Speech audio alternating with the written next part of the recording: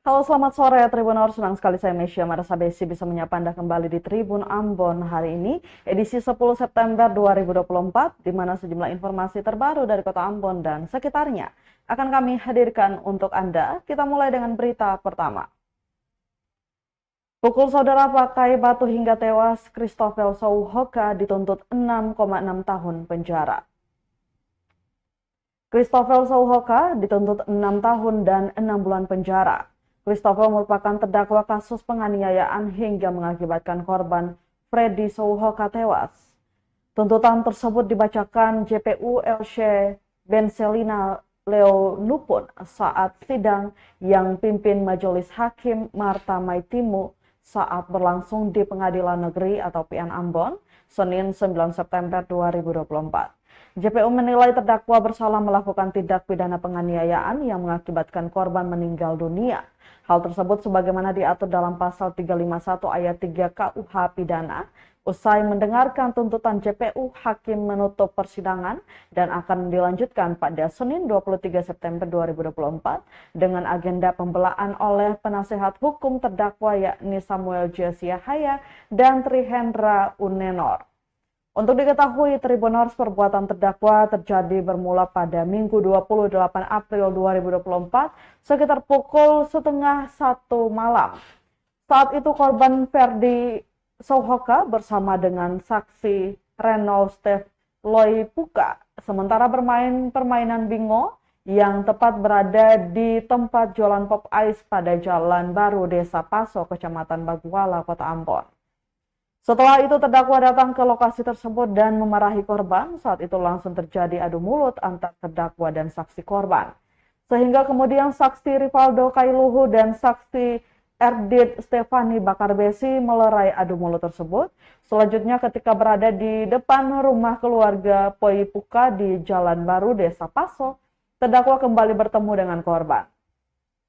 Pada saat itu pula Tribuners terdakwa langsung mengambil batu dan memukul kepala korban sehingga korban terjatuh.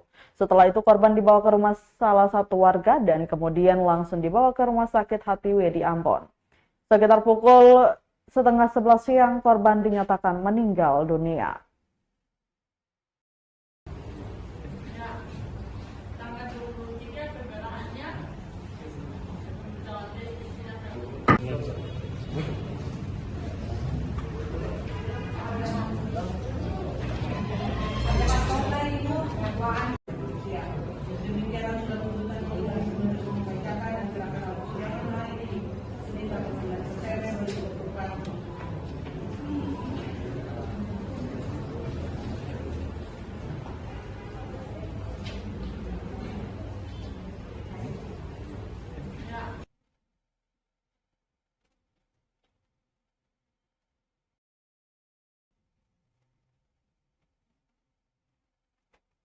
Kita ke berita selanjutnya, Tribuners, kasus cabul, tim penegak hukum ASN Pemprov Maluku periksa Sekdis Pariwisata.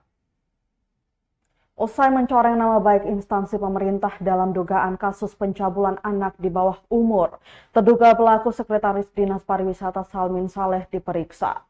Pemeriksaan tersebut dilakukan tim penegak hukum aparatur sipil negara atau ASN pemerintah Provinsi Maluku, Senin 9 September 2024. Hal tersebut disampaikan pelaksana harian atau PLH Sekretaris Daerah Provinsi Maluku, Surayadi Sabirin kepada tribunambon.com melalui pesan WhatsApp. Diterangkan jika ditemukan pelanggaran kode etik maka akan ditindaklanjuti sesuai regulasi yang berlaku. Untuk diketahui, Sekretaris Dinas Pariwisata Provinsi Maluku Salmin Saleh dilaporkan atas kasus pencabulan terhadap anak di bawah umur. Pelaporan itu dilayangkan kakak kandung korban AS ke Mapolresta Pulau Ambon dan Pulau-Pulau Loyase dengan nomor LP-327-9-2024 Ambon Polda Maluku tertanggal 7 September 2024.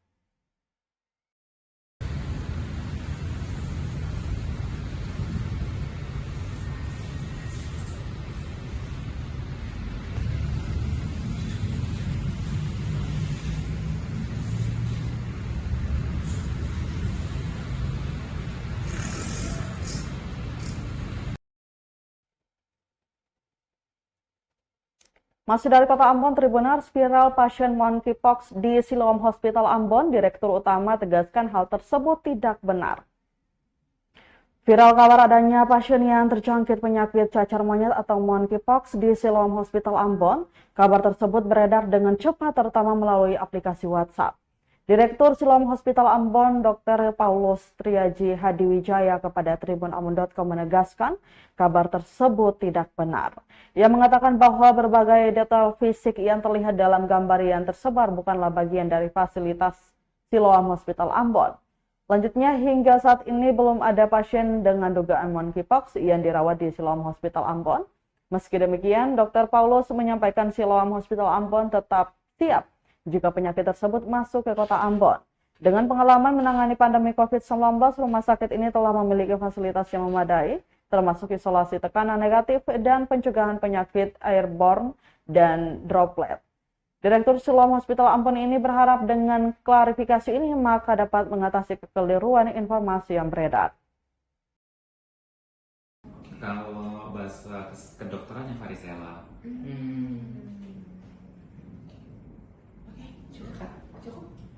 Isu yang beredar, saya sudah lihat untuk forward dari WA group ya, mungkin WA dari teman, WA dari saudara atau dari yang lainnya. Yang pertama yang di forward adalah gambar materi edukasi mengenai monkeypox. Dan yang kedua adalah foto seseorang, kami juga tidak tahu siapa, dan kita lihat dari bednya itu bukan bed Siloam. Dan kalau kita lihat lagi untuk gordennya itu gorden warna putih. Gorden warna putih tidak ada di Siloam Ambon dan itu bukan standar Siloam Group. Yang kedua dok, jadi bisa dikonfirmasi kembali dok, berarti berita yang beredar di luar sana lewat WA Group dan WA forward WA bahwa ada pasien yang saat ini dirawat inap karena monkeypox itu tidak ada ya dok ya, dan tidak benar terjadi ya dok? Iya, di Siloam Ambon saat ini tidak ada pasien yang terduga monkeypox. Kemudian dok, kalau memang tidak ada yang terduga, lalu bagaimana cara Siloam Ambon untuk dapat mengantisipasi wabah ini jika memang di kemudian hari wabah ini kemudian bisa masuk di Kota Ambon? Kebetulan Siloam Ambon berdiri karena COVID dan kami masih punya semua sarana untuk tekanan negatif, isolasi tekanan negatif dan pencegahan penyakit untuk penyakit airborne. Dan sebetulnya cacar monyet ini bukan airborne, tapi droplet, jadi tidak separah COVID. Namun kami masih ada fasilitas jika seandainya terjadi outbreak seperti COVID, dan kami siap mendukung kesehatan dari warga Ambon. Oh iya? Oh, saya baru tahu dok. Iya. Saya pikir cacar air ya cacar air gitu. Mereka orang nggak pernah pakai istilah itu kali ya? Kalau ke dokter. Chicken pox. Oh iya? Oh, saya baru tahu dok. Iya. Saya pikir cacar air ya cacar air gitu. Mereka orang nggak pernah pakai istilah itu kali ya? Kalau ke dokter pakai.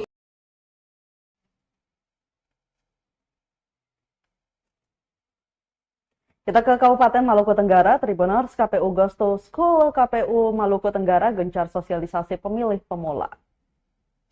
KPU Kabupaten Maluku Tenggara atau Malra gencar lakukan sosialisasi dalam rangka memberi pemahaman terhadap pemilih pemula, di mana sosialisasi dilakukan di beberapa sekolah-sekolah SMA sederajat dengan tajuk KPU Gosto School. Kali ini sosialisasi digelar di SMA Sanata Karya atau Saka Langgur, Jalan Jenderal Sudirman, Kecamatan Kei Kecil, Selasa 10 September 2024. Pantauan tribunambon.com nampak ratusan siswa antusias mengikuti materi yang disampaikan pihak KPU yang turut serta menggandeng pihak kepolisian juga Kesbangpol Malra. Materi yang diberikan pun beragam mengenai bagaimana menangkal informasi hoax yang dibalut dengan kampanye hitam atau black campaign melalui media sosial Facebook, Twitter, TikTok, Instagram, dan lainnya. Dengan cara menyaring semua informasi yang disampaikan, meng-cross-check kebenaran, baru kemudian membagikan lewat jejaring sosial. Ada juga ajakan positif bagi pemilih pemula untuk dapat menyalurkan hak pada 27 November 2024 nanti. Ketua KPU Malra Basuki Rahmat Oat mengatakan tujuan dari pelaksanaan kegiatan ini adalah menyasar peningkatan partisipasi pemilih. Menurutnya KPU juga ingin mengedukasi bagaimana cara menangkal berita hoax atau informasi yang prinsipnya dapat merusak tatanan masyarakat yang telah dibentuk oleh para pendahulu. Besar harapan penyelenggara agar pemilih pemula dapat menggunakan hak pilih mereka dengan baik dan jangan golput. Semoga kegiatan sosialisasi ini dapat memberikan manfaat dan guru daerah yang memberikan organisasi penjelang tersebut. KPU melaksanakan sosialisasi Goes to School di beberapa sekolah ya. Hari ini hari Selasa kita gunakan di 2 sekolah, yakni SMA Negeri 3 Maluku Tenggara dan SMA Sanata Karya Langgur. Tujuan dilakukannya sosialisasi ini pertama adalah untuk meningkatkan partisipasi pemilih, khusus pemilih pemula bagi adik-adik siswa-siswi di sekolah masing-masing. Kemudian yang kedua juga kita ingin menangkal informasi-informasi hoax, kampanye hitam, informasi-informasi yang prinsipnya dapat mengoyakkan tatanan kemasyarakatan dengan alat yang telah dibangun oleh negara. Jadi tujuan ini dalam rangka untuk memberi pemahaman kaitan dengan tahapan pilkada dan hari pemungutan suara pada tanggal 7 November 2024. Informasi dan isu-isu yang malah mengoyakkan keberagaman, mengoyakkan tantangan adat, tantangan kemasyarakatan yang telah kita bangun, oleh para leluhur kita dari dahulu. Kemudian yang terakhir ada semua, melalui momentum sosialisasi juga ini kita ingin sampaikan bahwa jangan lupa datang ke TPS pada tanggal 20 yang telah berumur 17 tahun sampai tanggal 27 November. Cek nanti buka Google ya, buka Chrome atau Google, ketik di situ cek dptonline.kpu.go.id.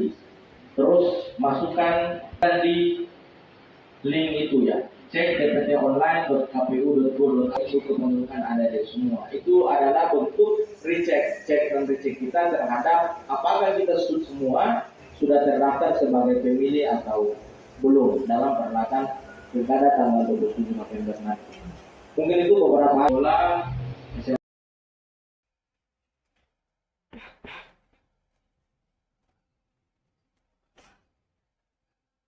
Update harga bumbu dapur di Pasar Langgur Maluku, tomat naik tipis Rp10.000 per kilogram. Berikut ini update harga bumbu dapur di Pasar Langgur Maluku Tenggara per Selasa 10 September 2024. Harga tomat di Pasar Langgur Kabupaten Maluku Tenggara atau Malram naik tipis dari harga sebelumnya. Per Selasa 10 September 2024, harga tomat lokal jenis apel dibanderol Rp10.000 naik tipis dari harga sebelumnya Rp5.000 per kilo, sementara cabai rawit dijual Rp100.000 per kilo masih terpantau stabil. Cabai keriting dijual Rp80.000 per kilo, untuk komoditas bawang merah terpantau stabil dijual Rp40.000 per kilo.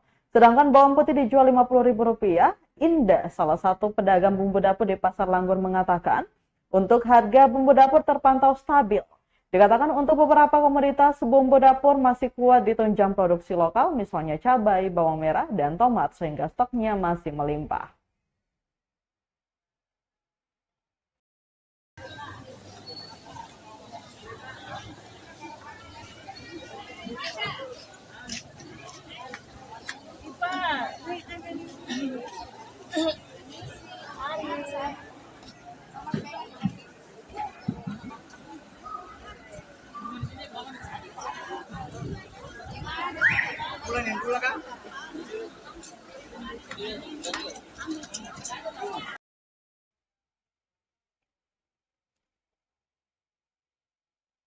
Tribuners, harga sayur di Pasar Namlea Buru, kentang naik Rp10.000, lainnya masih stabil. Berikut update harga sayur di Pasar Impres Namlea Kabupaten Buru Maluku Selasa 10 September 2024. Harga kentang mengalami kenaikan sementara sisanya normal. Pantauan tribunambon.com, harga sayur kentang di Pasar Namlea dijual Rp30.000, sebelumnya Rp20.000 per kilo. Menurut Jawi, salah satu pedagang di pasar tersebut mengatakan, kenaikan sayur kentang disebabkan cuaca panas di Kabupaten Buru, sehingga membuat kentang masih banyak yang gagal panen, namun untuk beberapa jenis sayuran lainnya masih tetap normal. Seperti sayur sawi, kangkung cabut, dan bayam tetap dijual dengan harga Rp5.000 per ikat. Kangkung potong 2 ikat dijual dengan harga yang sama, begitu pula dengan katok yang masih dihargai Rp5.000 per ikat. Kacang panjang tetap bertahan di angka Rp5.000 per ikat, sementara buncis dan pare dijual dengan harga Rp15.000 per kilo. Sedangkan wortel masih dijual Rp25.000 per kilo, sayuran lain seperti terong dan kol juga tidak mengalami perubahan harga. Terong dihargai Rp5.000 untuk 4 buah, sementara kol tetap di kisaran Rp20.000 per kilogram.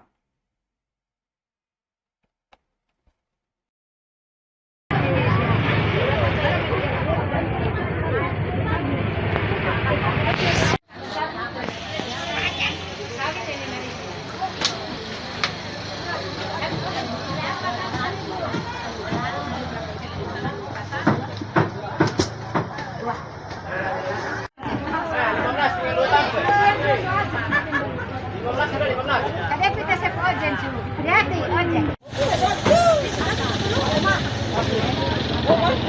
Abang ya 15 ya? Yang lutang pesau.